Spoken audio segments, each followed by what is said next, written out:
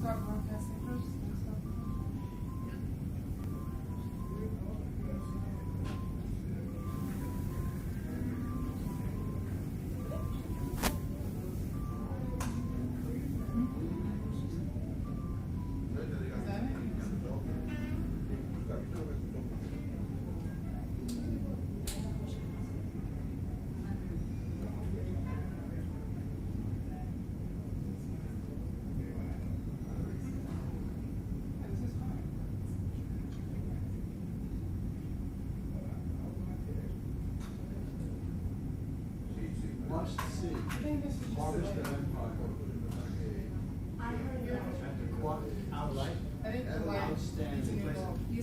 I saw it twice. Wow.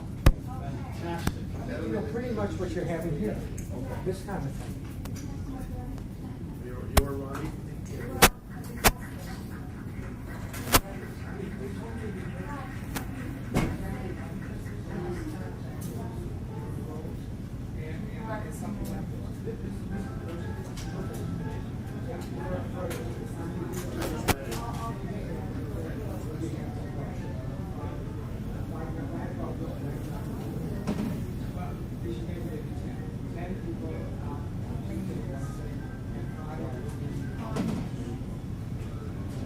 Are we going to use the same one that we had before?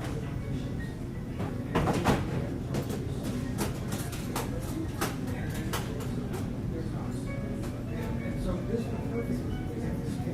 For 3 days. Yeah.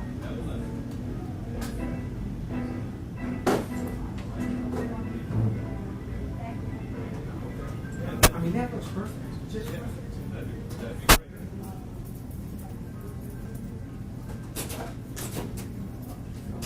You said Friday. Let's put it in. Is there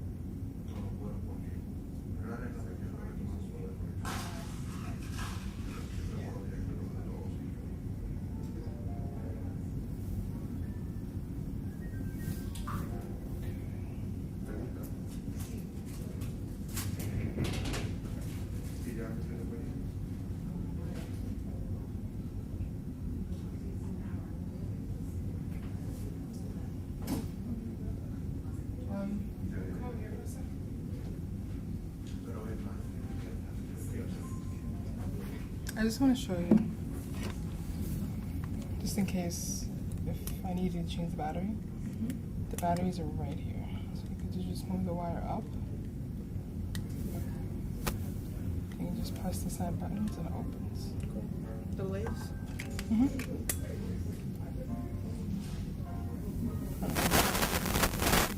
No, I got it. Just the 2 little thingies on the side. Yeah, right here.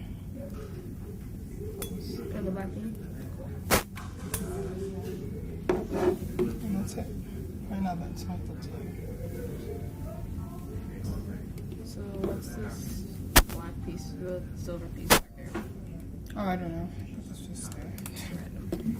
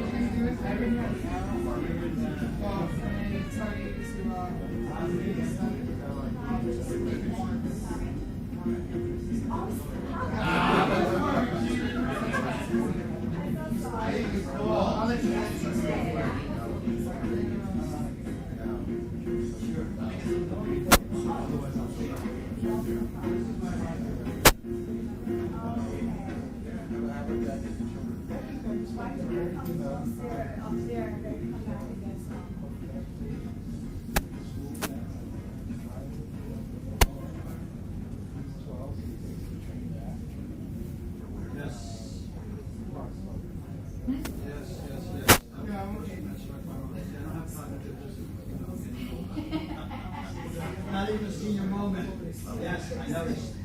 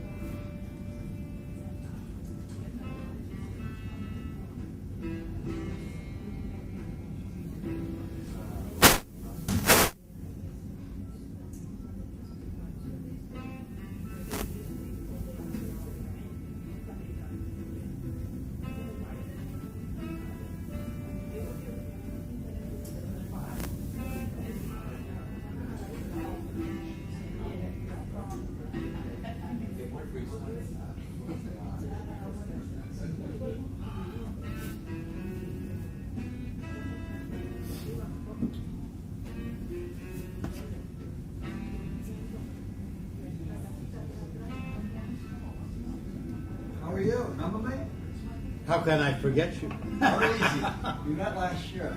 I don't get the names, but I remember Andres, the Andres personality. Andres. Andres, yes. How have you been? Good, good. Steve, we had some sickness in the family. Oh, I'm sorry to hear it. We actually had to come in to see my wife's niece. She's 58. She's got a pretty bad case of cancer. Oh She my looks- God. Looks terminal, so. And that's tough to take, you know. No matter where you are in life's progressions. How many cancer survivor? It's terrible. It's not as bad as it used to be, and I was really small. As soon as we say Oh, yeah. cancer. Yeah. Well, now, of course, with everything, I'm really sorry to hear it. He's got a good spirit, I think.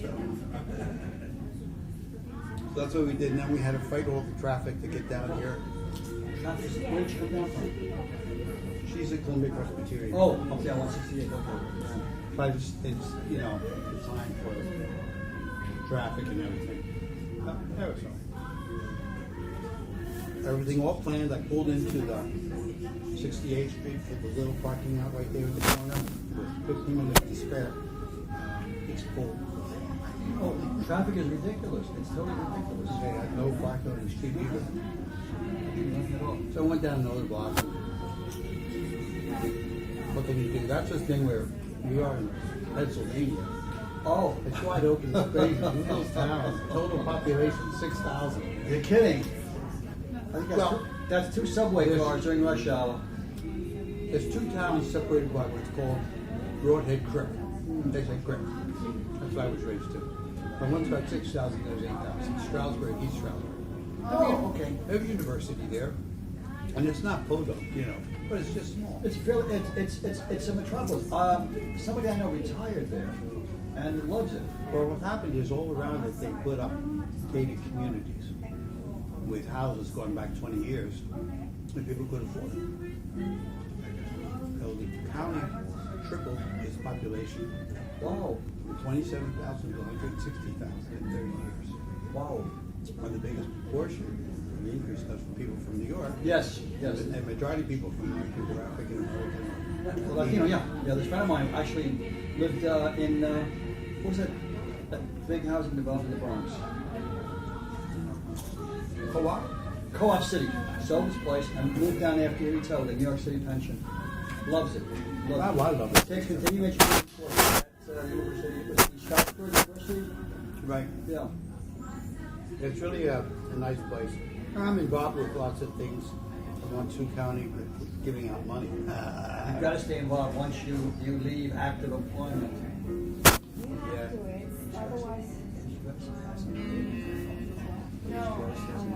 Yeah, I just want to inform you that a gentleman that's standing in the back with the marquee. Yeah.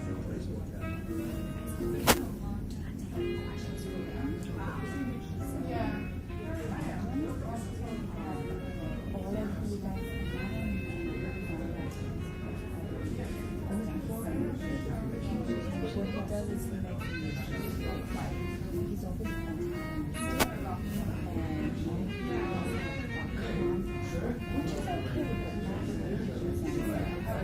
contra algo. Well, I'll let that, I won't answer anybody at the same time. And I informed Carlos about this already. Carlos is on the board. One time I just had to blah blah blah blah so What do you call it? Population, something else.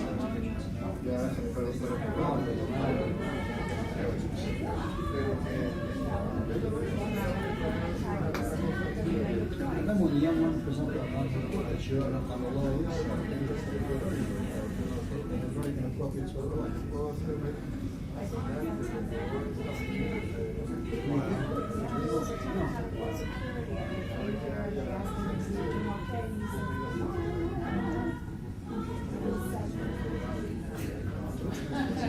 Okay, well, Andres. Last name again? Adams. Oh, that's right. That's why I remember. She was my wife last time. I was going to say Adam Andrews. My son is a Don Stevens. Oh, okay, all right. We love it, the book. I think it's important, public, I want to say, The subject is very timely. Oh, especially now with the age of the Dominican and the Puerto Rican community. But not enough about voting. Oh yeah, but The Hispanics are mostly Catholics, and they have shifted the whole Catholic balance. The last few polls said 54% for Obama, 39 for Romney. And if you just look at white Catholics, it's like 54. Even 52 for. I was very disappointed at Obama. Very. A lot of things.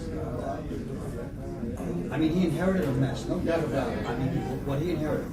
But he surrounded himself with the same characters that caused that fiscal disaster in 2008. The same guy that came in there. Their logic was that he knew where all the bodies were going. They decided not to go after them. I think they were afraid that they antagonized those people. There's too much money involved. Oh, But the economy has turned around. I mean, I'm talking about investments I made with my movies and all that.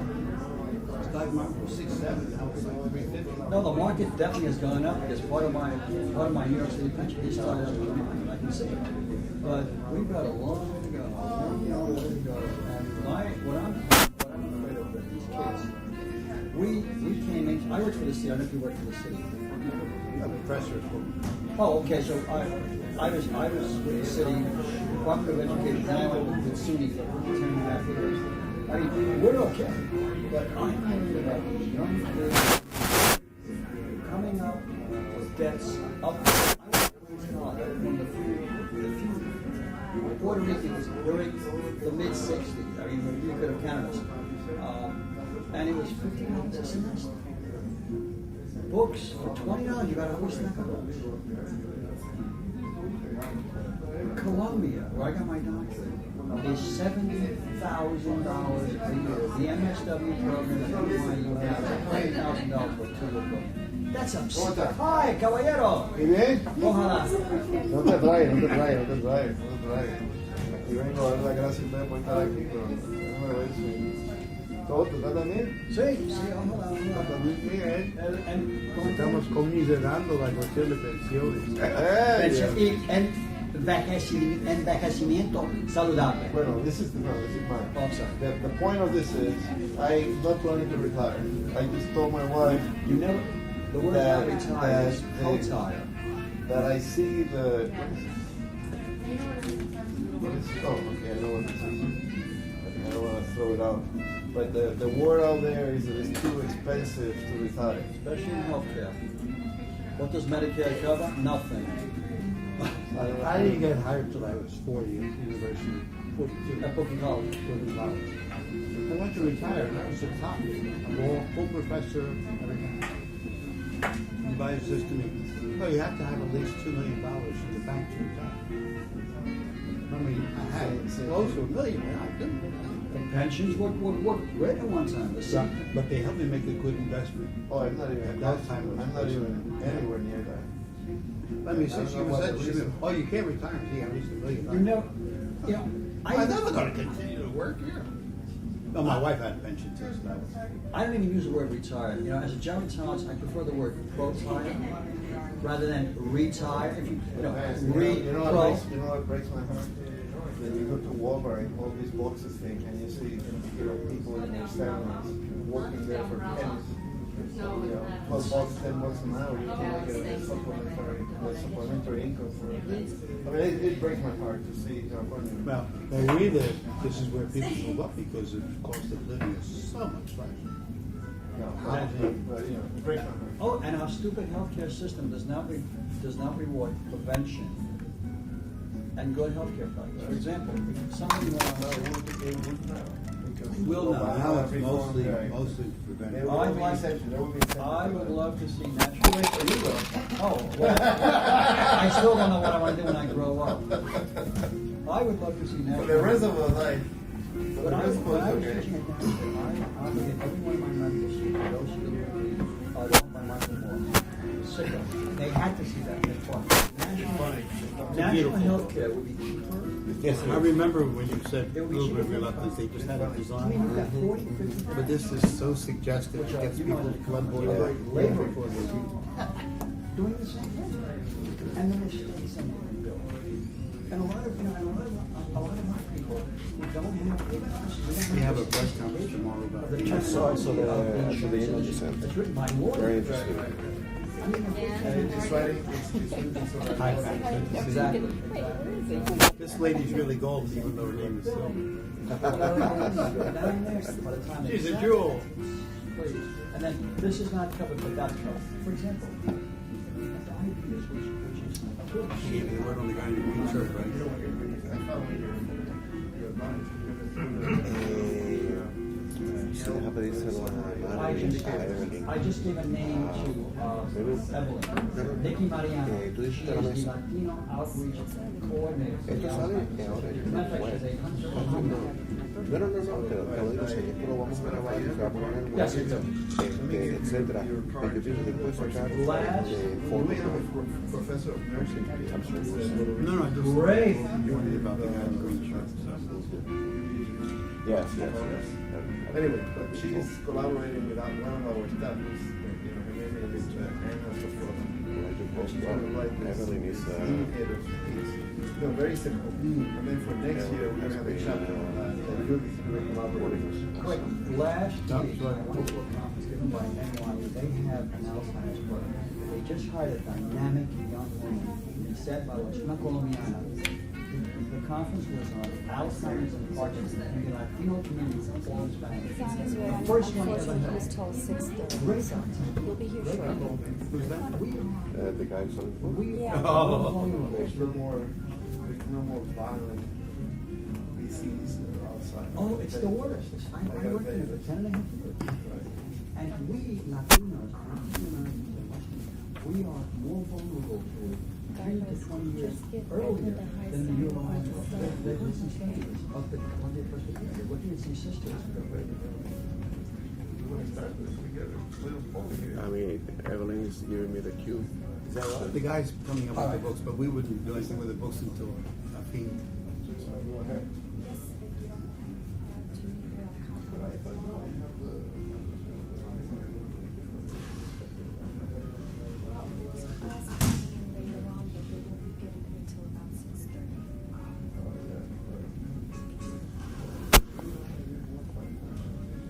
That's fine. It's a good way. Yeah, sure.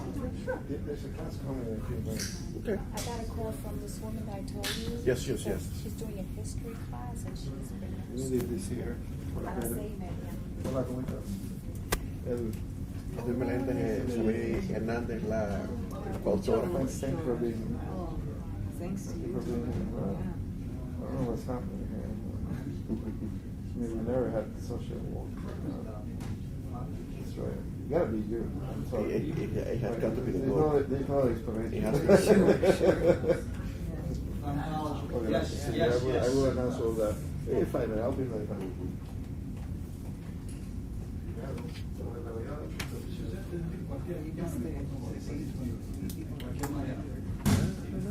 I don't know if there are many. Algún juego de pelota o algo así también. Por lo general los jueves nosotros tenemos bastante decente.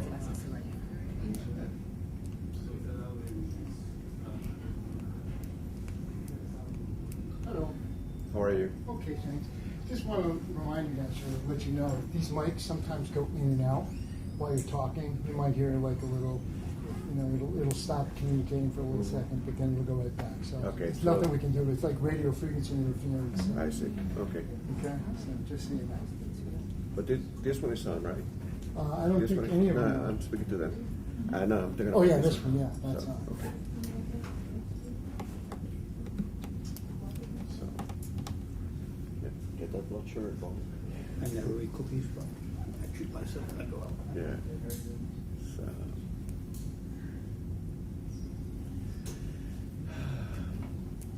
Yeah, I rather not go to. Because I don't want to lose the ones from here. I don't want to lose the ones from No, no, no. If the thing is that we always have food. That brings people. Yeah, but that tends to keep me. So here's the box.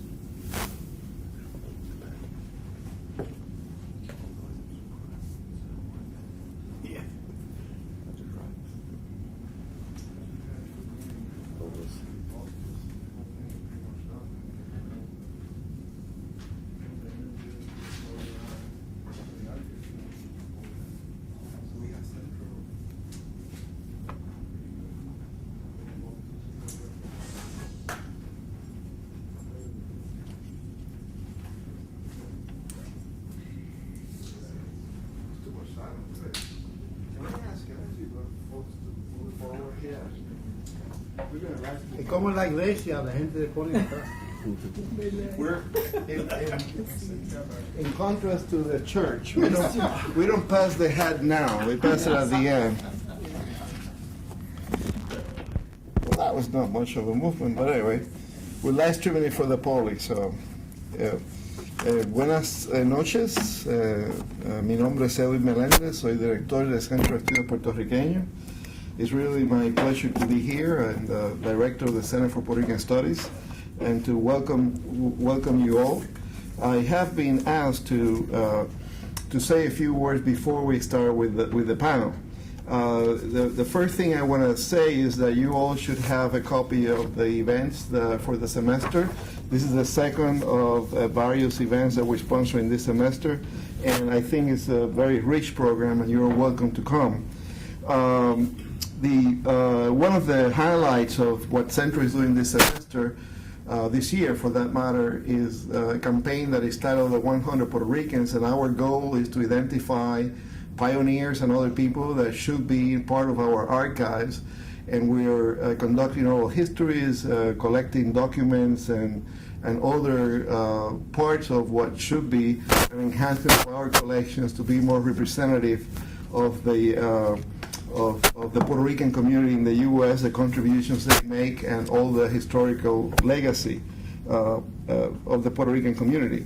We also have expanded significantly the website, and I invite you all to go check it out. One of the things that is new is that we have added a data center where we have all kind of data as recent as 2011, which is the year that the census has most recently released, and we have a bunch of data that could be helpful to your work, and we invite you to visit that. Carlos Vargas, who I'm going to introduce in a second, is the director of that data center, and he will be happy to direct you to the data briefs that we have there, the data sheets that we have there, and other resources. We also have, I have a flyer here, I will pass it as I move there, for a free copy of the journal, the Centro Journal, that is devoted to the economic well-being of the Puerto Rican workforce in comparison to other Latinos. It's free. All you have to do is fill out the form, and next thing you know, we'll send it back to you in I should have copies, but I don't. So, but you can fill this out, and we'll send it to you, and we will add, as a bonus, we will add you to our email and database, and you will receive all the other information, flyers, and what have you. So finally, I have great news for you. Now we Centro accept donations online, so you can go there and contribute to. That's the hat. This is the church now, part of what we do. But in particular, we have a fund that is devoted to Hunter students. And we reward those young scholars who want to make contributions to the field of Puerto Rican studies. We reward them for doing research, using our archives or otherwise, and that's the Fran Bonilla Fund, and you can go online and contribute to that. You can also contribute to Centro, you can contribute to anything that you please, but we accept donations. Thank you.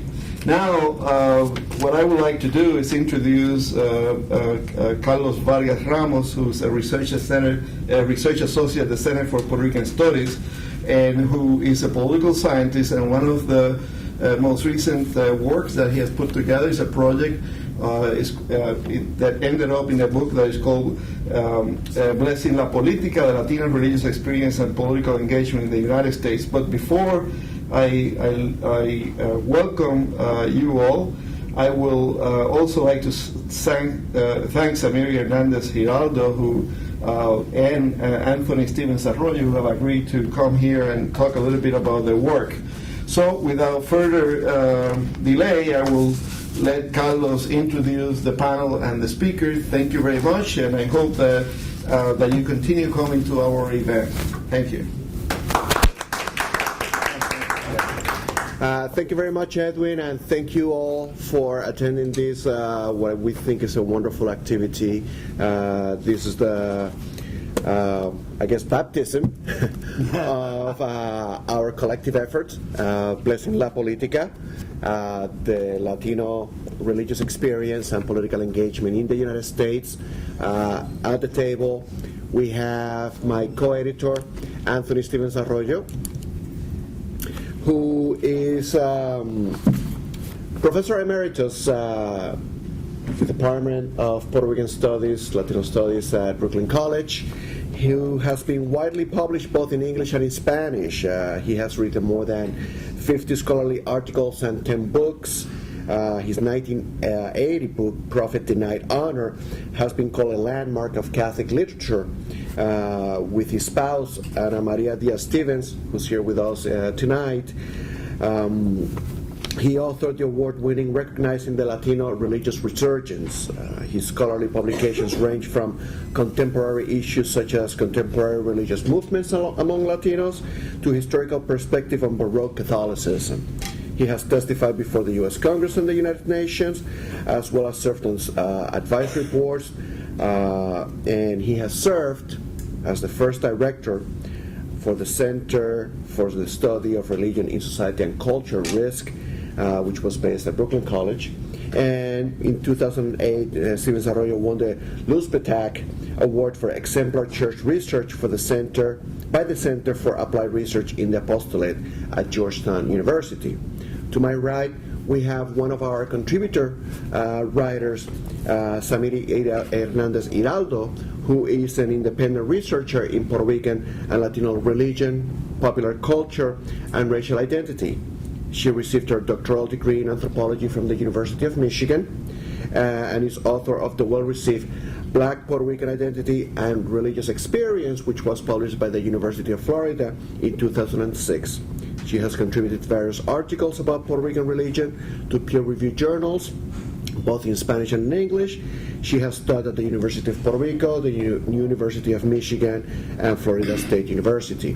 Her next research project is about race and gender in Puerto Rico, Puerto Rican popular culture, and the media. The order of the presentations tonight are going to be, my esteemed co-editor, Anthony Stevens-Arroyo. I will then make a short presentation about my contribution to the volume, and it will be followed by Samiri Hernández Hiraldo's contribution to the edited volume. And after that, we will open it up for hopefully questions and discussion. We would love to engage you, our audience, here tonight. So without further ado, Anthony Stevens-Arroyo. Bueno, the first thing to say is it's a very important topic because, as everyone has said in the media and is actually figured out in the book way back to 2004, the Latino vote is now the growing vote and the decisive vote, which in all likelihood is going to tip elections for the foreseeable future in one direction, we know which one that is, rather than the other direction. But when we wrote this book, it wasn't quite so clear. In particular, we were able to see something about the difference in the Hispanic community that has grown large enough to be able to do surveys that distinguish between Catholics and non-Catholics, for want of a better word, evangelicals and Protestants. And that is very important to what's happening. Actually, as reported in the book and confirmed just recently, 3 weeks ago, by the Pew Hispanic Center's poll, at this point in history, for this presidential election, the Catholic population is 54% for Mr. Obama and 39% for Mr. Romney. That's the total Catholic population in terms of the likely voters. But if you remove the Latino Catholics from the Catholic equation, it's more like 50-50%. So that the number of Latinos not only is increasing in terms of the vote, it's actually shifting the balance of voting power for Catholics away from what we typically see as this, second, third generation Irish Catholic living in the suburbs, whatever, that it's really changing the texture of not only the churches, but the church's politics, the church's needs, the church's finances. And likewise, as you know, about 70% of Latinos, just in general, support Obama rather than Romney, and by association, the Democratic Party over the Republican Party. But when we started this book, things were not quite so clear. And I will say that writing a book is even harder than having a child. At least that's what my wife told me. I don't know if Samiri has that. Because you have to literally conceive of a book over a long period of time and bear with it far longer than 9 months. There's no publishing house that's going to beat that kind of time.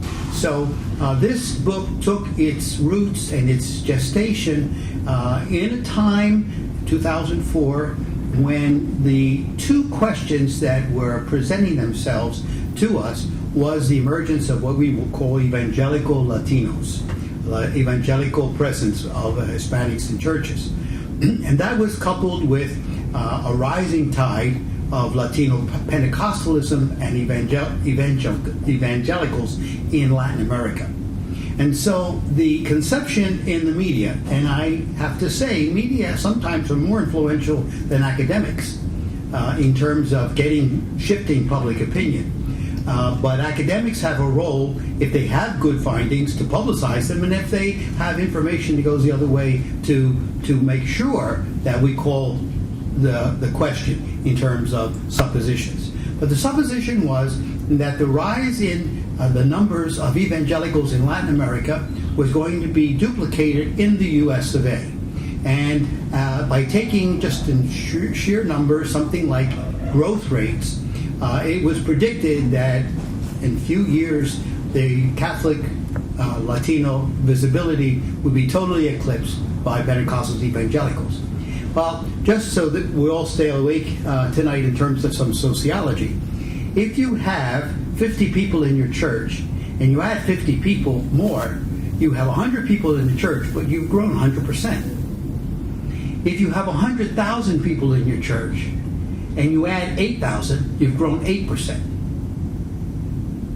So the numbers that were being used by USA Today and so forth were not counting on this very different perspective.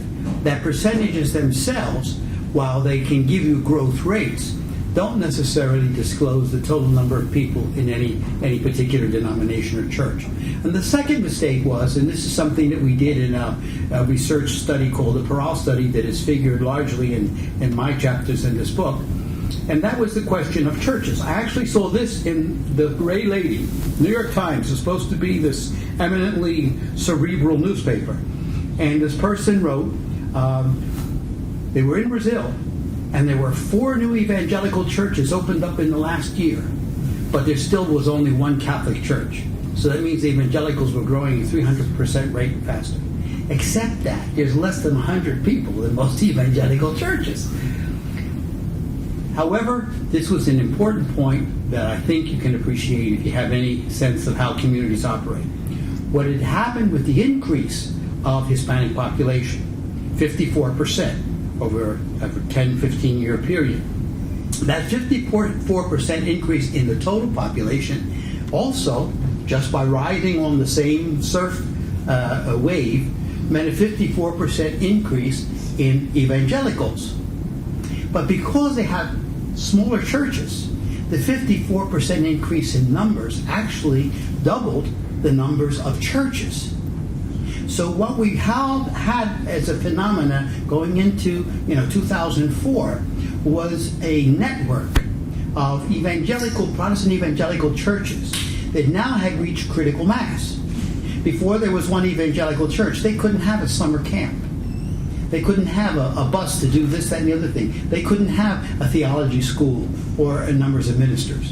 But when you multiply that one evangelical church of the 50s by 24 more, suddenly in a neighborhood you had enough population to be able to put together these aggressive programs for youth, for instruction, for pastoral training. And so this was the kind of dynamism that people mistook as a replacement of Catholicism. And it was that, in that context, looking at both the projections about different things, that we encountered in our research the book by Sidney Verba. Sidney Verba and his colleagues at Harvard, in their study of volunteer leadership, looked at faith-based institutions. And Verba confirmed the premise that Hispanic Protestants and evangelicals were more politically engaged than Hispanic Catholics.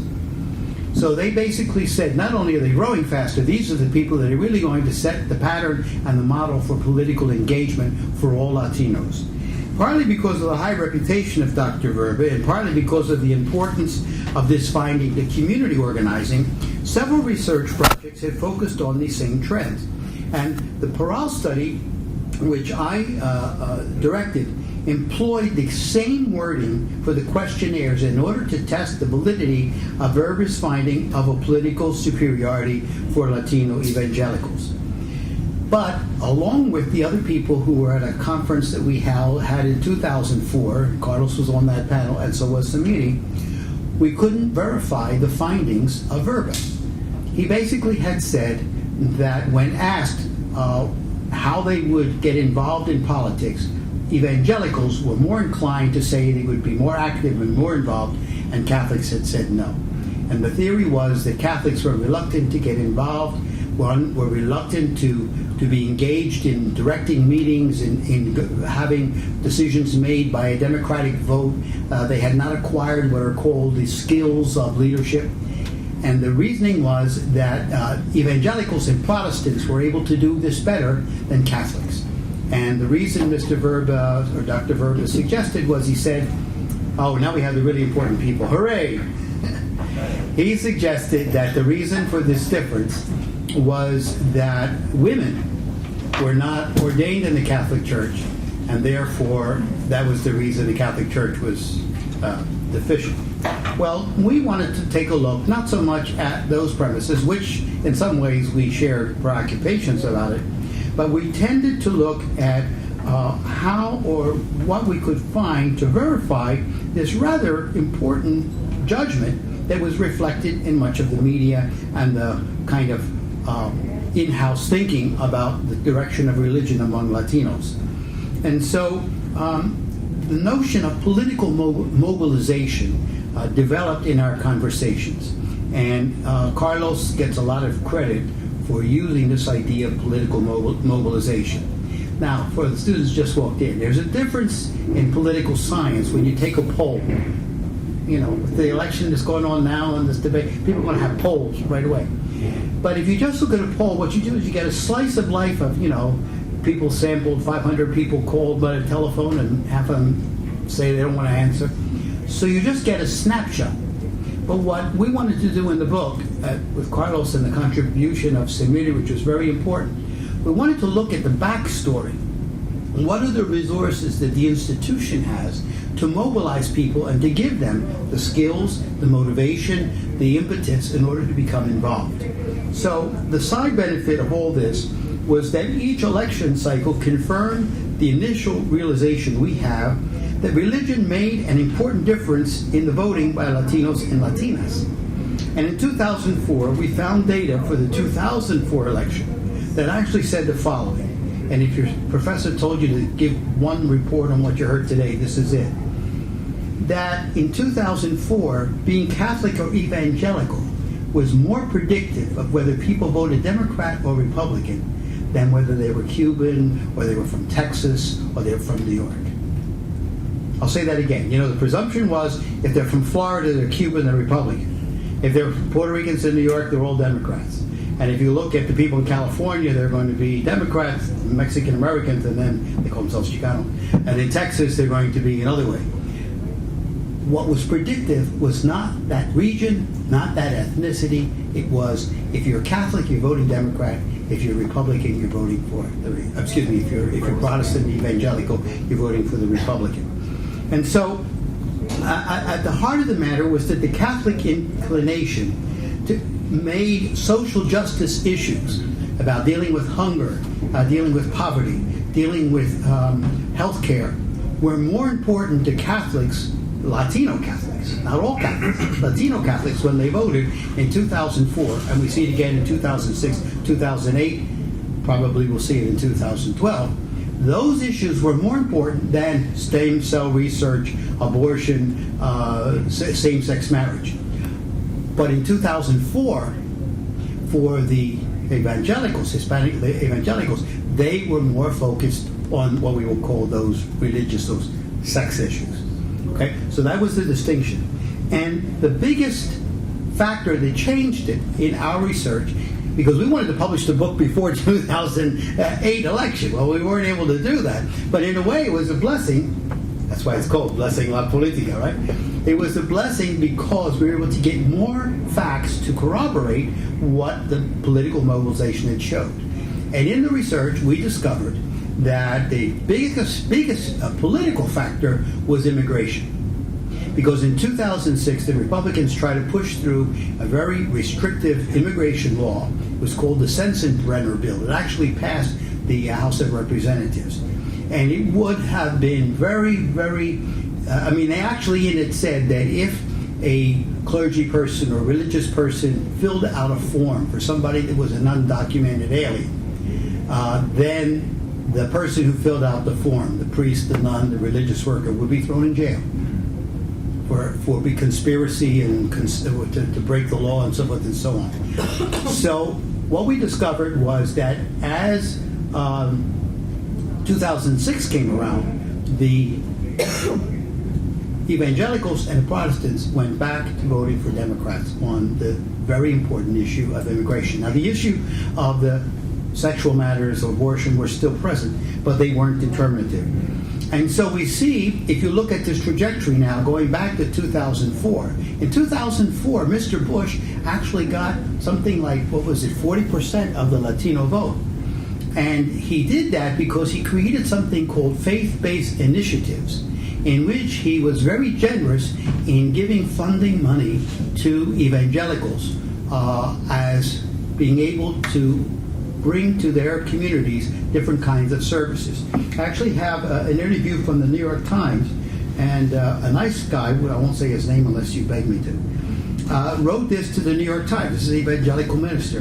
This is what I tell politicians. You want an endorsement? Give us a check. And you can take a picture of us accepting it, because then you've done something for Brown. Okay? That guy got something called the Compassion Capital Fund, and he got $100 million for the 2004 election.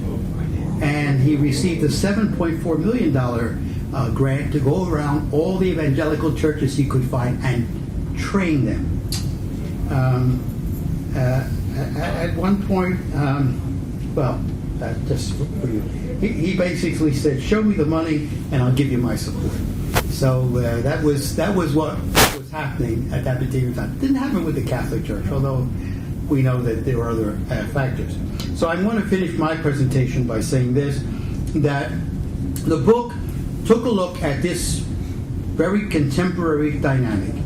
And I was given the task, since I'm kind of like the oldest person here, to also take a look at what we would call the context for religion and politics. And I took a look at that, and I discovered that this premise that the wave of the future for Latinos was evangelicals was actually a part of the sociology going back to Harvard and Talcott Parsons, in which the presumption was that white Anglo-Saxon Protestantism, liberal Protestantism, was the unassailable truth and base and core of being an American and being a Democrat. Small d here. And that to the degree that ethnic groups, religious groups, were more like what we will call the mainline Protestant denominations, then they would have the greatest flexibility, political engagement, the greatest inclination towards advancement, assimilation, and education. And so that premise had been grafted into the same sort of divide between the Latino Hispanics who were evangelicals and those who were Catholics. But it isn't happening. And this is what the book shows. And so I think it's a very important contribution that was started in 2004, but actually is very contemporary, because this book is not about the past. This book is about the future. Thank you.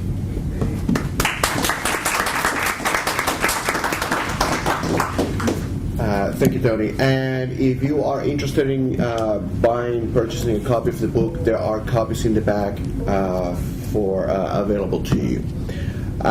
as Anthony Stevens-Arroyo has just mentioned, he's given us the broad understanding of what propelled us to organize this book and this effort. The narrow answer is that we wanted to engage Sidney Verba, Kay Schlossman, Henry Brady, who are the authors of a seminal Voice on Equality, Civic Participation, Civic Volunteerism in America, a seminal work on political science in the United States. And what was novel about that argument is that they were trying to explain why some people participate more in politics, why some people participate less in politics. And when trying to explain the lower levels of engagement by Hispanics, by Latinos, they looked at how a comparable group of people in terms of socioeconomic status, African Americans, perform. What they noticed is that African Americans, if you control many of the socioeconomic backgrounds, education, income, occupational status, if you held those factors constant, their level of participation was similar, if not greater than, non-Hispanic whites of the same socioeconomic status. And they were trying to understand how that was, what was happening there. And they began to look at the way in which people acquire skills that are fungible, skills that you can apply to political activity. And they looked at the fact that African Americans, in relation to Hispanics, had greater level of what they call organizational and communication skills. Skills that are useful, for instance, if you want to contact an elected official, well, if you have a higher level of education, you know how to draft and compose a letter.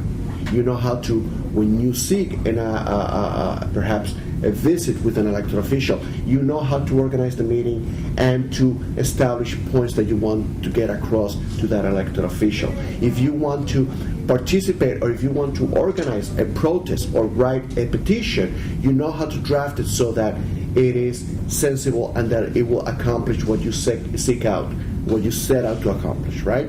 So these skills, Verba and his colleagues argue, are acquired not only through education and perhaps the occupation that you have, they are also acquired in the voluntary associations you belong to. Whether you belong to the PTA, whether you belong to the Boy Scouts, whether you belong to a chess club, whether you belong to a gardening club, right? You are able, those people who are affiliated to these voluntary associations, the Kiwanis, the Lions, etc., they are able to acquire or develop these organizational and communication skills that can then be transferred to the political realm, right?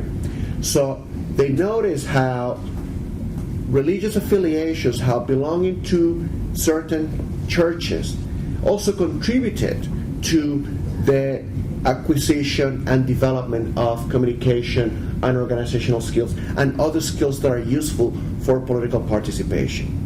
And they notice how African Americans who are of similar socioeconomic status as Hispanics had greater assets, had greater capital assets in order to transfer them to the political realm. And they attributed the difference to the fact that, by and large, African Americans are Protestants and Hispanics are Catholics. Right? So they reduced, to some extent, the lower level of political participation among Latinos to the fact that Latinos were Catholics. Right? This is not the first time that this argument has been made, that Latinos are less engaged in the political system because they are Catholic. Right? That has been a culturalist argument that goes back to, I don't know, 150 years perhaps, if not longer. Yeah. It certainly goes back to Southern Party. Right. It was levied against the Popist Irish. It was levied against many of the Italians who came at the turn of the 20th century. That the culture that imbues the Catholic faith prevents Catholics from achieving the same level of civic involvement and civic commitment to political participation in the United States. That is not the argument that Verba, Schlossman, and Brady made in their book. They're much more sophisticated, and I think it's very insightful. I think it's very useful. They look at these institutional mechanisms that enable people to become engaged in political activity, and I think that that is a very useful argument, very useful to look at. However, I think they had it wrong. They had it wrong because they presumed that because the Catholic faithful, because they belong to a hierarchical organization, they are just simply passive consumers of a faith and passive members of a community of faith, in contrast to what people who belong to different Protestant denominations, which may be more quote-unquote grassroots, storefront churches, or maybe more involved in selecting the pastor, selecting the communion, the confession they like to belong to, where the feligreses, where the congregants themselves take charge in the two communities or what have you. They did not see that something like that could be replicated in the Catholic Church, given its very rigid hierarchy, right? So, we had a statement, we have a hypothesis. Hispanics are less engaged in political activity, which is a fact. Latinos engage in political activity at lower levels than many other people in the United States, the population as a whole, non-Hispanic whites certainly, and oftentimes non-Hispanic blacks as well, right? But not for all political activities. Certainly for voting, certainly for contacting elected officials, not so much when it comes to participating in political meetings or demonstrations and rallies or what have you, but certainly in the two big ones, voting and contacting elected officials. By far, low levels of political engagement. What we wanted to test, is that the case?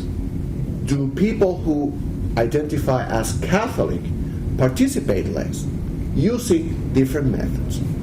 The method that Verba and his colleagues used was a very successful, really the gold standard for survey analysis. Over 12,000 people for the first wave, about 3,000 for the second wave. It's a myth. And they found, sure, that Latinos engage political activity at lower levels, and that is because they're Catholic. Well, if this is a theory, if these are hypotheses, they can be tested and replicated in other settings.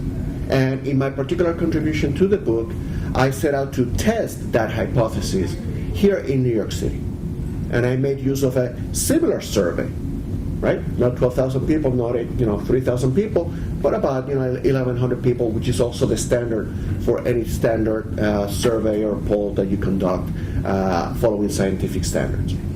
And what we found is that if you look at political participation overall, an aggregation of political activities, or if you look at political activities one by one, voting, contacting, or what have you, that if you compare, are you Catholic, do you vote? Yes, there may have been some impact, right? That Catholics may have voted at a lower level, or they may have participated in overall political participation for the city as a whole, for all respondents in the city, right? If you look at it, what is called bivariately. Catholic, voting. Catholic, contacting, right? But when you start delving into the different variables that are involved in that analysis, and you control for the different factors, again, education, what borough of the city you live in, how long have you lived in that house that you live in, do your friends vote, do your friends engage in political discussion, do you belong to different clubs and associations? What we found was that, in fact, Catholicism had no impact whatsoever. Once you control for other social factors that may be associated with being Catholic in New York City, Catholicism per se, having that faith, did not have any impact whatsoever for the city as a whole, and for Latinos in particular. Right? And If it did, as it did in one case, in the case of voting, being Catholic actually among Latinos actually propel you to become more engaged, make you more likely to vote than not, right? So here we found that in contrast to what Verba and his colleagues had found nationally, at a smaller, perhaps more cohesive, more homogeneous, relatively, setting, such as New York City, relative to the nation as a whole, we find that those findings at a national level do not find the same outcomes, right? So that theory is challenged at that level. That hypothesis is challenged. And not only did it not have any effect on most forms of political participation, the most extended one, voting, it actually had the positive effect that they had hypothesized, right? So that was the first challenge. In looking at Puerto Ricans specifically, we found the same thing. It had no impact whatsoever. So being Catholic was not a factor that would reduce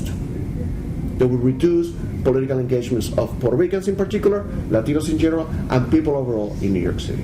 And that was the contribution of my chapter to the book. And what we found also is that, however, in other chapters of the book, that being Catholic, particularly this issue of social justice, becomes complicated because for those Catholics who may be closer to the church dogma, to the church's teachings, yes, they are very likely to abide by the fact that, I am anti-abortion, I may be anti-same-sex marriage or what have you, but they're also anti-poverty. They're also they are pro-social justice, pro-equality, so that the poor have a chance to advance and have an equal chance, right?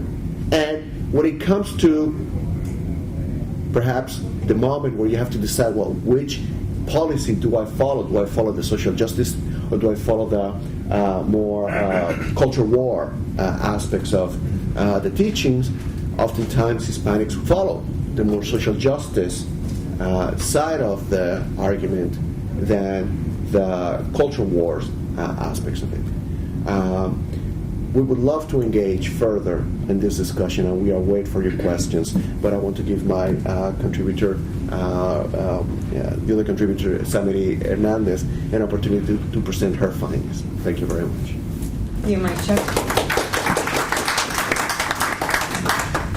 My chapter in the book is really about the political engagement itself. And there is an expression or metaphor that best describes the Loizans' political involvement in Connecticut. Para atrás para coger impulso, which means looking back in order to move forward. So my chapter in Blessing La Politica, based on my research beginning in the late 90s, looks at the relationship between religion and politics among Loizans living in New Haven, Connecticut, through the celebration of the festival El Apóstol Santiago, St. James the Apostle, also known as the Festival of Loíza.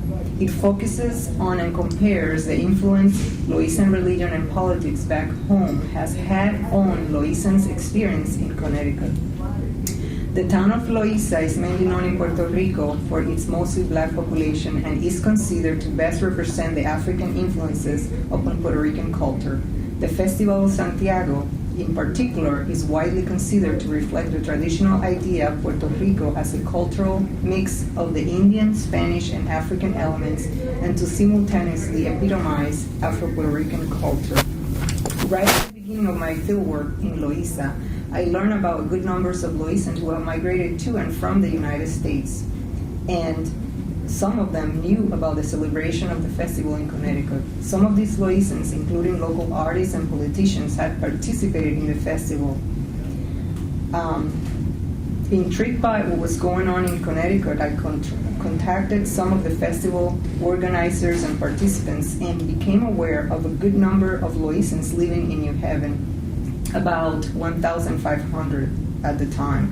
And I also became aware of their involvement in the festival since inception in the 70s. As we'll probably know, the Festival of Santiago is not unique to Puerto Rico. In fact, Max Harris studied the festival adaptation in Mexico, after it has transferred from Spain. The Iberian Moors Santiago battles with became Mexican Aztecs. In Loíza, people generally identify with Santiago.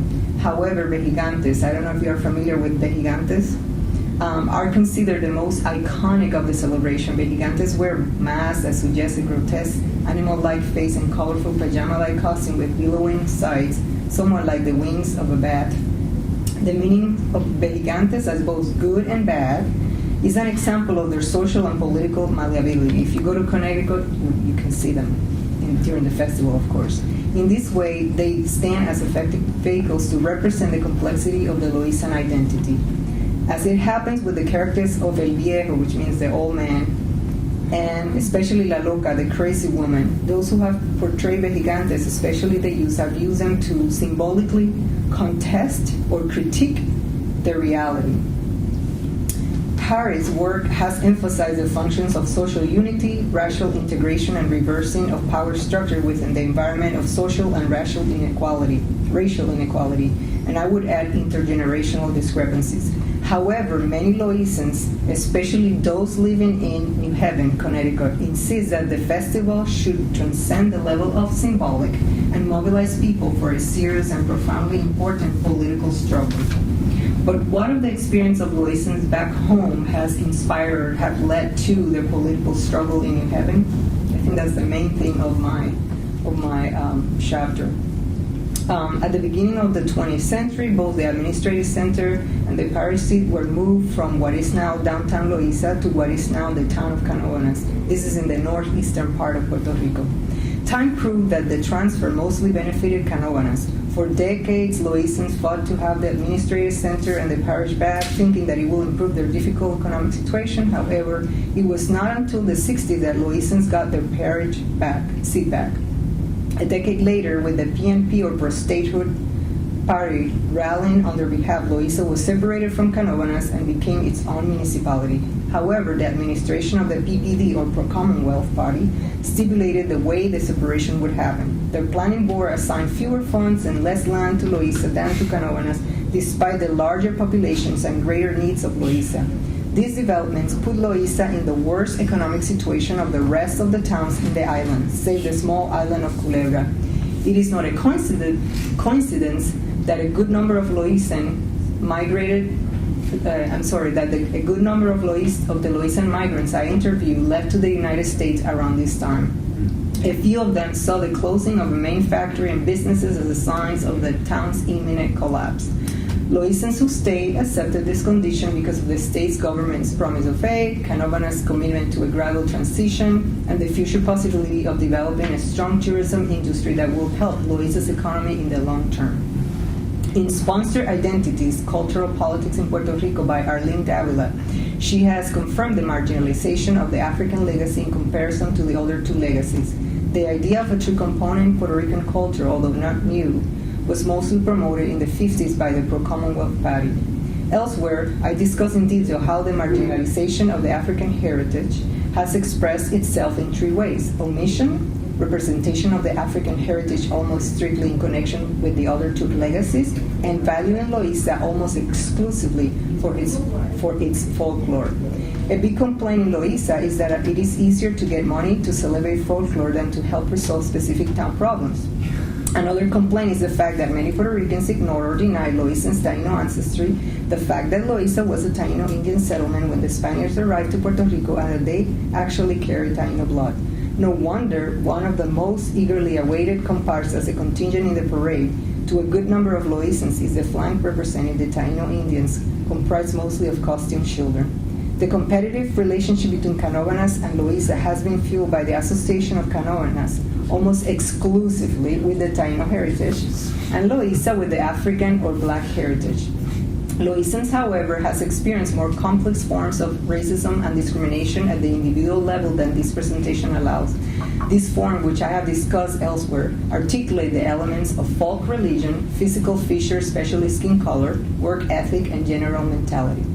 Somewhat unexpected was to see discrimination among Loízans themselves. For example, people in Las Cuevas, a neighborhood in the same urban area where the administrative center is now located, described for me the people of Medianía Alta the barrio where the image of Santiago first appeared in 1832 as backward and superstitious, as clinging to a traditional mentality, and therefore as being someone responsible for the slow development of the town. They also described the people of Medianía Alta as being very black or blacker. They also made fun of their speech style and referred to the barrio as another world.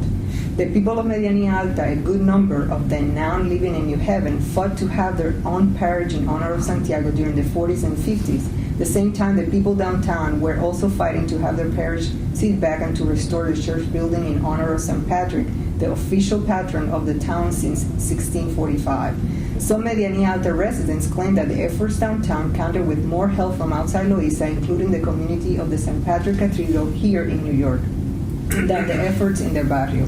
As a result, the downtown parish building was ready to be utilized in the 60s, while the official foundation of the parish of Santiago in Medianía Alta did not happen until 2 decades later. I have to confess I got tired of hearing the distinction between the Festival of St. Patrick as a religious or spiritual celebration and the Festival of Santiago as a traditional or cultural celebration.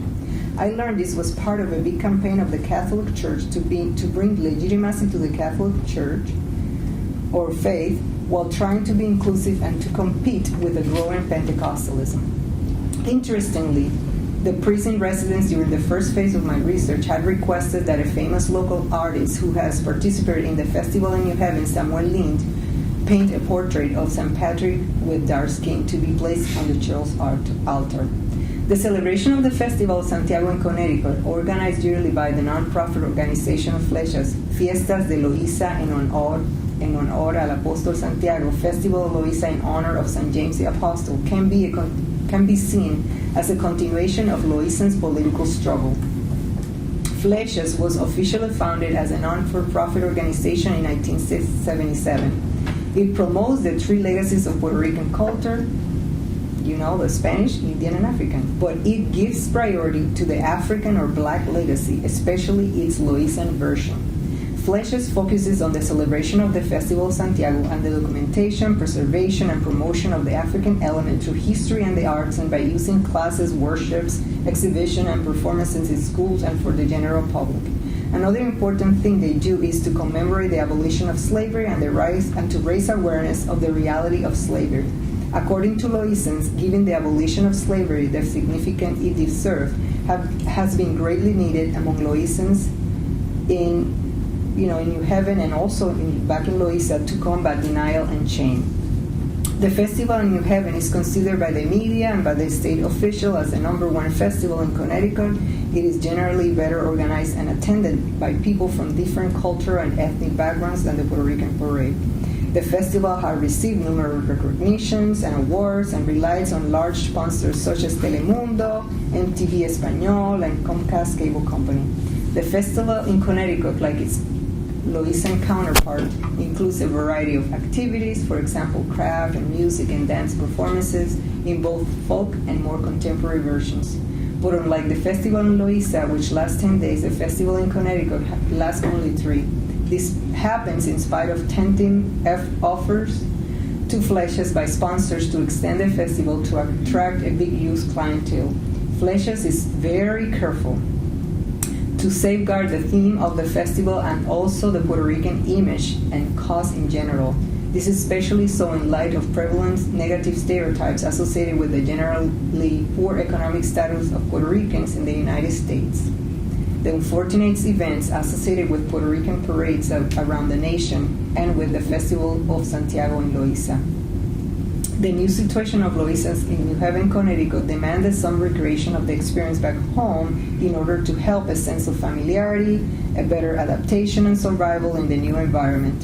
What a greater step, and they emphasize it, when I interview them, is the need to look back to see how it can be done better. Menén Osorio, one of the founding leaders of Flechas, belongs to one of the first families who came to New Haven in the 60s. Her family, like other Black and white Puerto Rican families, experienced racism and discrimination in New Haven, including racism and discrimination from other Puerto Ricans. Still, Flechas has not emphasized racism and discrimination to the level one would expect, considering its great platform in the United States. I'm convinced that the leaders of Flechas prefers to distance themselves from the claims of discrimination brought by the African American community and the associated victim mentality. I also heard complaints of how the Puerto Rican youth is mixing too much with the African American culture, causing almost no distinction between the two, while threatening the preservation of Puerto Rican culture. However, the issue of racism and discrimination has not been completely ignored by Flecha supporters. They have been rather addressed it under or together with ethnic identity and citizenship. The Festival of Santiago in New Haven has been a way to increase visibility, awareness, and to enhance self-esteem to Puerto Ricans, especially Puerto Rican blacks, a way to critique the idea of Puerto Rican culture based upon the three equally important legacies, and a way to compensate for the marginalization of the African legacy. But it has also tried to improve the well-being and quality of life of Loizans and other Puerto Ricans, even other Latinos. In New Haven, there is an established critical connection, and they insist, between the festival, cultural, ethnic recognition, and political power. Most of my interviewees argue that in Loíza, the connection between political power and economic stability, which involve the issue of social justice, although considered very significant at the rhetorical level, it is often taken for granted at the level of action. The leadership of Flechas have fought hand-in-hand with local residents and Hispanic and non-Hispanic elected officials for important causes in New Haven, such as voting rights, bilingualism, cultural education in schools, and basic social services, like, for example, housing. Some people oppose investing in the festival rather than investing in specific causes more directly. Some others, think that the festival should give more credit to the other two cultural legacies. And similar to what I encountered in Loíza, a good number have opposed the festival for religious reasons. This is the interesting and gossipy thing here. The leaders of Flechas have been accused of paganism by members of the Pentecostal community over loudspeakers. Menén Osorio, who I mentioned before, has been accused publicly and repeatedly of being a witch and a santera despite her public Catholic affiliation.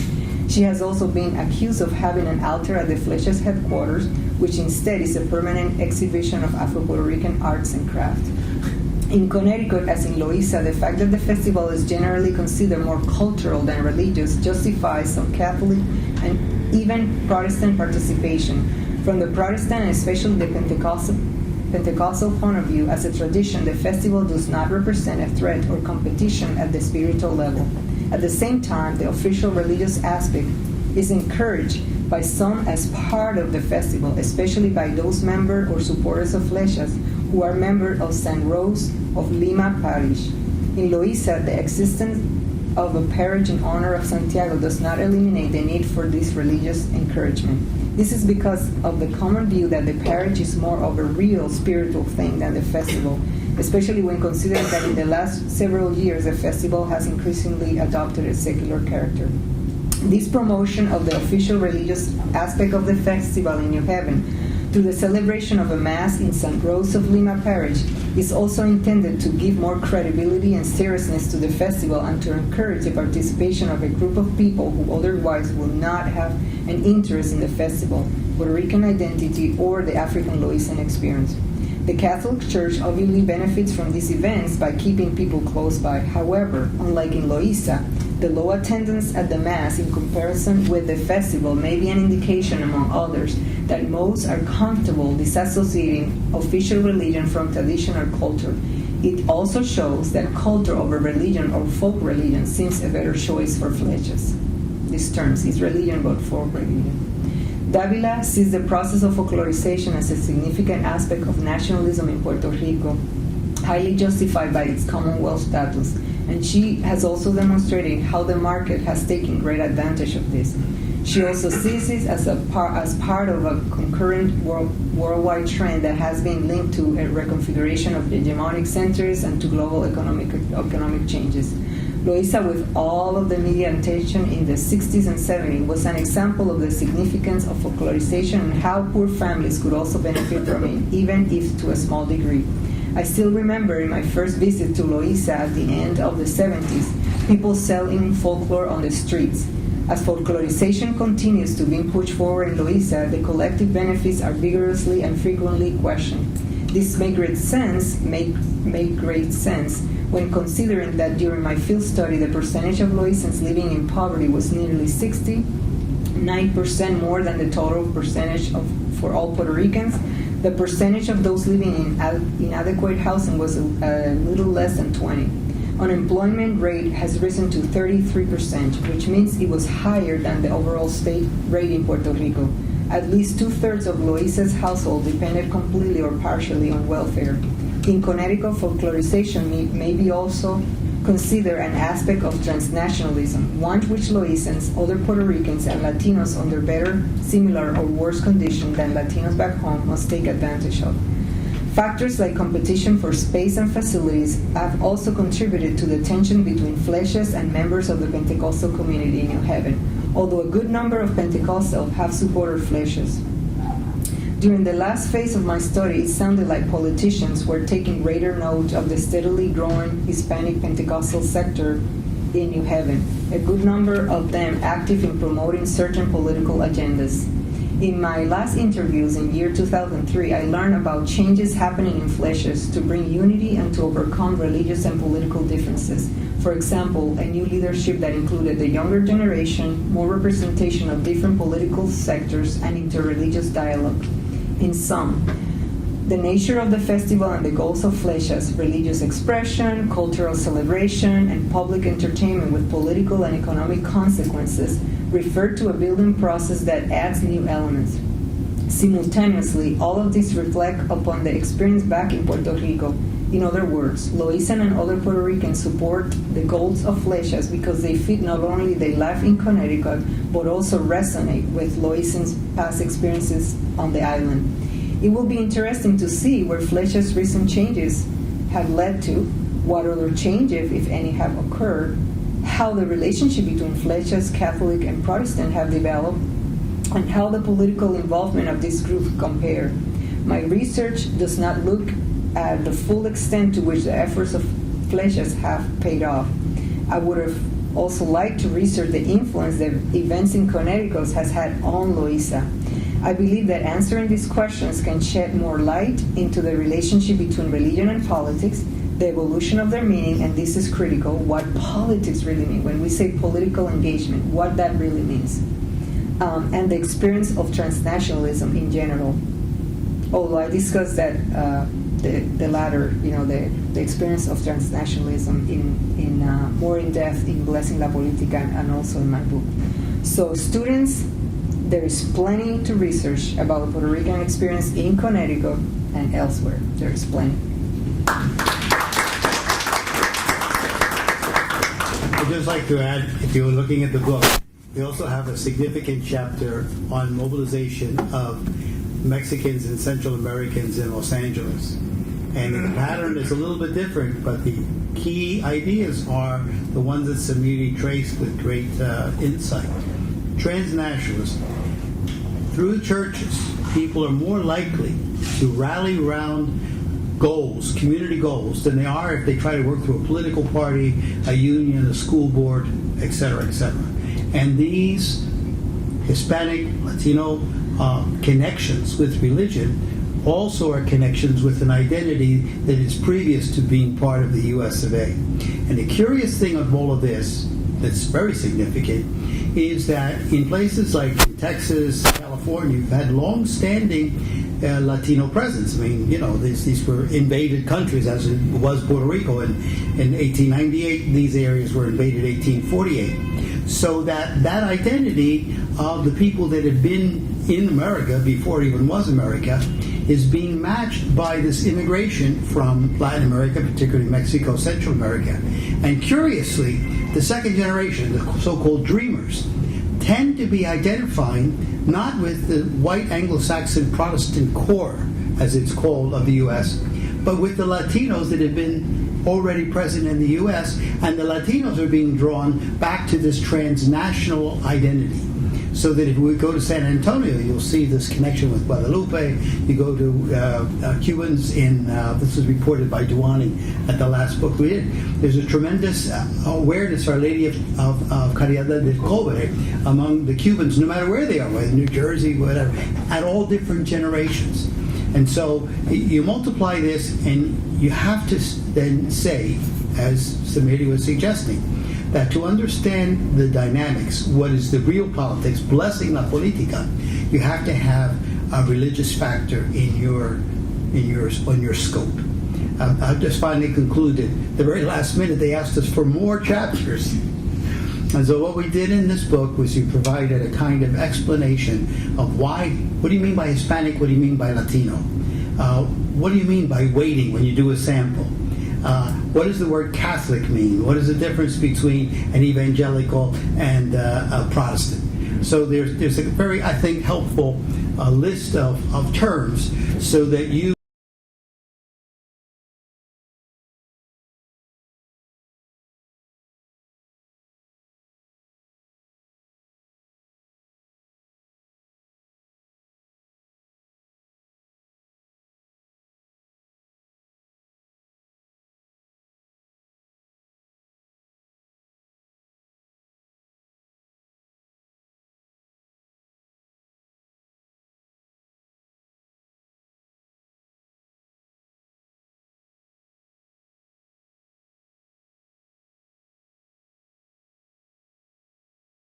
find a disconnect between the religiosity of Latinos and their political participation.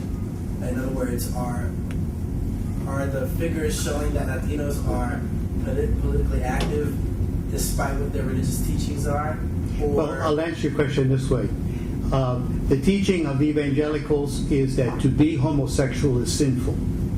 They have efforts made in evangelical and Pentecostal churches to cure people of homosexuality. They do the same for retarded children. Retarded child is considered to be possessed, and there's 3 exorcisms, and if the child is not cured of being mental retardation, then they're considered to go to hell. Literally. The Catholic position, which is the majority of Latinos, is more nuanced.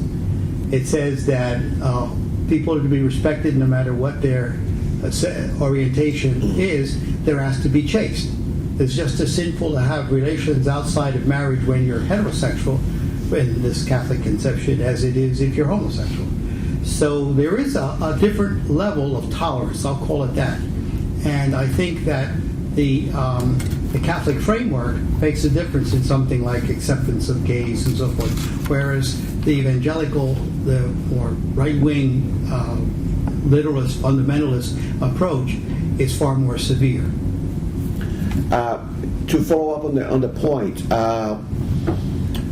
there are a number of trends taking place. In fact, the majority of Latinos in the United States are Catholic, but that proportion is in fact decreasing.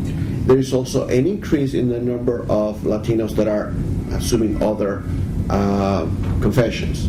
However, the one that is growing the fastest is that for those who do not share any confession. Right? Similarly, in the more political side of the spectrum, there is a diminishing number of Latinos who are Democrats, still the majority of Latinos. There is also a diminishing number of Latinos that are Republican. What is increasing is the number of independents. So I think that it is at those edges where you see people who are less affiliated or strongly affiliated either with a church or a political party that you see a lot of dynamism in terms of policy positions. First of all, I want to congratulate all three of you. Excellent presentation. As a healthcare professional, I would be very interested. Did your studies look at or allude either overtly or covertly the extent to which both lay and clerical individuals within the evangelical or the Catholic movement participate in what we call clinical and pastoral counseling and education in terms of certain chronic illnesses that we Latinos are very susceptible. For example, HIV and AIDS in the South Bronx. The fact that we are more vulnerable to dementia of the Alzheimer's type 10 to 15 years younger than the Euro-Anglo population, or heart disease, or cancer, and so forth? The answer is yes, and I'll let... The Peralta study looked at the connection between these kinds of services, be they health, be they addiction, even just recreation, and the relationship to the congregation or the faith community, as we call it.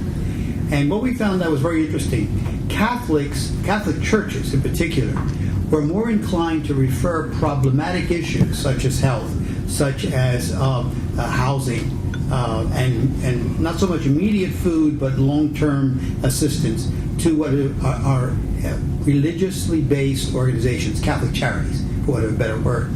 The smaller communities, and people were just as interested in helping if they were evangelical, but they don't have the resources. They don't have a large meeting hall. Sometimes they had a daycare center. They almost always had something to do with curing people of drug addiction. That's the most common activity of social services that we found in there. But the point is that even persons that didn't have those resources would then guide folks to organizations, as I say, community organizations, secular organizations, hospitals that do it. So the key here is that people in need often have more than just one need. We just had a conference up in Strasbourg on this. That is to say, if a person is in bankruptcy or there's a domestic violence, look for questions of drugs, look for questions of economic stress. It's a whole cluster of very real problems. And the clinical approach oftentimes is to send one person to solve this problem here and this problem there, not looking at all of them together. And so, and I think you, as mental health, you appreciate what I'm saying, how all these different pressures and forces. So, in general, religious communities are most inclined to kind of look at people and filter them out, to segregate them as to those holistic problems. And even after people receive the material benefits of counseling or aid or whatever, oftentimes the church community also supplies those human relations that allow people to overcome addiction, to nurture the loss of child, to recognize the need for separation or divorce, etc. So religious, that's the great strength of these faith-based communities. I guess that, what was interesting was that a lot of the social services that Catholic churches, parishes provide tend to be centralized at more professional settings, such as Catholic charities or akin institutions within the church or church affiliated. Well, there are ministries developing. At least I don't have the statistics, but in Puerto Rico, that ministers who are dealing with health issues, and they're invited to different churches to talk about these issues. And there are other issues too, like pornography. There is a friend of mine who is it's so popular, and is invited by Catholic churches and Protestant churches in the United States to talk about these issues. And the interesting thing here is that there is less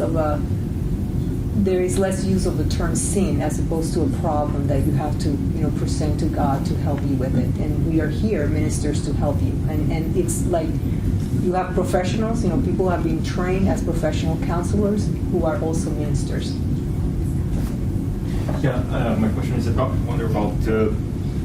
that the Latinos, Christians are not so much involved in politics than other Christians and I was thinking if there was a relation between the role of the priest. I think the Latinos were the only immigrants who didn't bring their priests with them.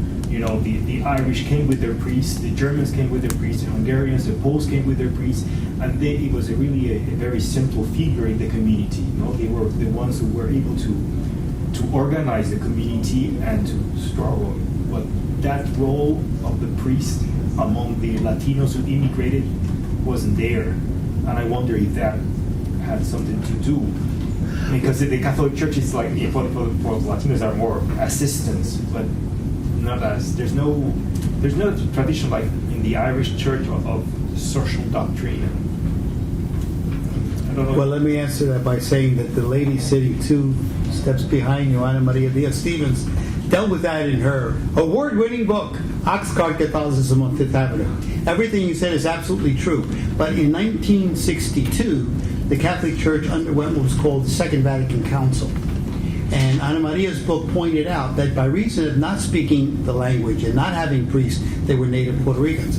What had developed in many of the parishes here in the city of New York was that lay people who had been doing the catechetical work in the hill country of Puerto Rico translated that to the projects in Harlem, and so on down the line. So what happens in the Catholic Church at the end of the Second Vatican Council is the creation of what are called lay ministries. And precisely because of what Samiri described as folk religion, these people had those leadership skills. They knew how to collect money, they knew how to open a bank account, they knew how to write minutes for a meeting, they knew how to elect people to be directors, they knew how to make a choice. And so they became a great reservoir of leadership that actually was better developed than the leadership in the Irish, the Italians, and so forth. So you're absolutely right in your approach to that, but I think what our research showed that the Verba people underestimated the potential for leadership. Let me give you one more example just to bring the point home. When we developed our Parral study, we were going to ask people who's the head of the community, the faith community. And we couldn't use the word who's the pastor, because some groups don't use the word pastor. They say the minister, the preacher, or someone. And then in the Catholic Church, you couldn't say the priest, because that priest was not necessarily the head of the Latino community. No. So we just called it the head of the Latino faith community. And we asked people, what is the gender? We asked 1,000 Catholic parishes, what is the gender of the head of the Latino community? Faith-based community. 52% were women. Now, to say that again, the pastor of the parish was the Catholic priest, male. But when was asked, well, who's the head of the Latino faith community that meets in this church? He says, well, Sister so-and-so, or, Milagros, or whatever. So the only group that had more women were the United Church of the Presbyterians. I'm sorry, the Presbyterians. They had an equal number of that. We also found in an interesting way that this notion of hierarchy that was brought up by the other questioner, in some instances, the Protestant ministry, evangelical, will have such great control over his people as to be kind of blow your mind. I mean, some of these pastors, people would fill out and say, I don't know what to say. I have to ask my pastor what I'm allowed to write. Some of the pastors take the people when they get their paycheck and take them down to cash the check, and they say, give me the 10% off the top. So there is a kind of domineering aspect, even when you have the leadership. So that's what I think the survey does. It shows the nuances, the grays, that a lot of these conceptions, when you get to the ground, don't really obtain. Any other questions or comments? I'm curious about, I'm not quite sure how to phrase the question. I'm thinking, and when we're thinking nationally about the various numbers that we've had and so forth, what we think the impact might be as increasing numbers of Latinos are actually going to states in the Bible Belt, and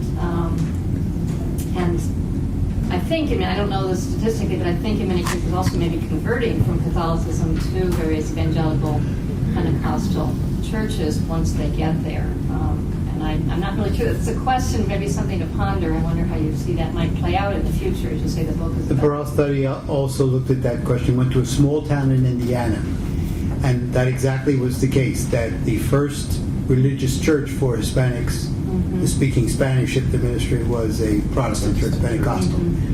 5 years later, because of the large number of people who were going into that church, the Catholic Church assigned a deacon and a priest who were Spanish speaking. And half of the United Church evangelical community went to the Catholic Church. There's also a very curious incident in Missouri. My wife is giving me signs to talk about. You want to talk about it? No, I just wanted to say that when you look at this denominational switching, you also have to look at it the other way. What impact is there when you have a small Protestant church of 100 people and you get all of a sudden 25 newcomers from Catholicism? What happens to that particular congregation? Yes. You don't leave your beliefs, you don't leave behind, whole bring lot yourself of to traditions and prayers and spirituality on the other side of the door. So what that doesn't, I think, for those of the students that are here, that's a wonderful thesis right there. And what is also happening as well, you're making reference about the fact that Latinos didn't bring their national church or churches with them as they migrated. That is also creating opportunities for more self-administration. Yeah, like you said about the laity that were more Right. I'm bursting to give you this example, not from my research, but blew my mind at a meeting for the Scientific Study of Religion Society thing. This woman said that in Missouri there was a case of a Lutheran pastor who had spent time as a missionary in Latin America, and all the people were, plucking chickens down at Purdue or something, and so they were looking for some religious attention. Yeah. So this Lutheran guy started to invite people to Lutheran church, and then they would go up to him and say, "Puedo confesarme?" They wanted to go to confession. They wanted to have the Banner of Guadalupe. They wanted to have the Rosary procession. So this Lutheran guy said, "Well, that's what they want. I'll do that." Well, then finally, within a year, the Catholic Church found out what was happening. He said, "Oh, these people go to Lutheran church. You better send a priest there." In the meantime, the Lutheran synod decided that it was unfair of Lutherans to have confessions. So they said to this fellow, this minister, "Well, you got to get out of here. This is terrible. You're a heretic." And he resented it, as did the people. So the last day of his service at the Lutheran Church celebrated what we call the Liturgy of the Word. They did the 2 readings with the psalm and the response. Then they had the sermon, and the Lutheran minister led every single person in the Lutheran Church down the street to the Catholic Church for the Liturgy of the Eucharist. Wow. So this blows your mind. If any bishop, well, I don't care what they are, would hear about it, they'd have 1,001 change, but the people, with their sense of faith, with their sense of devotion, they make these things happen. I'll give you one more example, which is kind of interesting.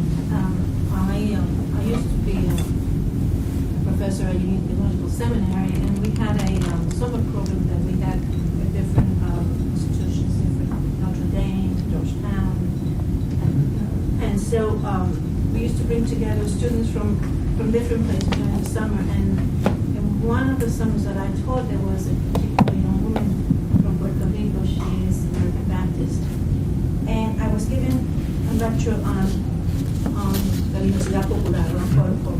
So anyway, I was speaking about the centrality of the Rosary because I call the Rosary the oral Bible of the Hiba. So people from the mountain, that's how they learn about the life of Jesus and the church. So I was explaining to them what the Rosary was. And she came to me after class and she says, "That's beautiful. I want to learn the Rosary."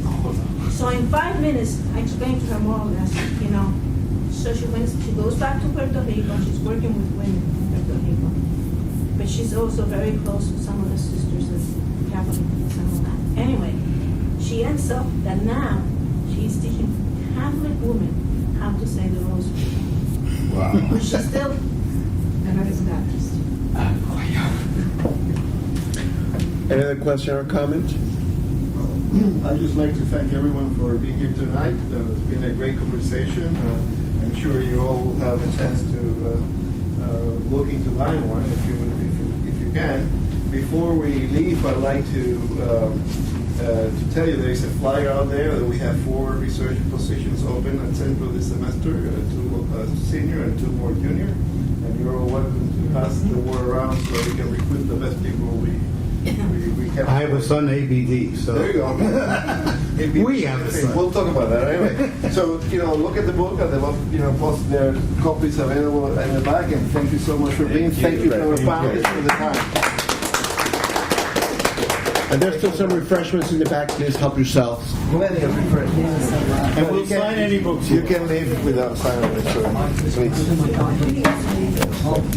please.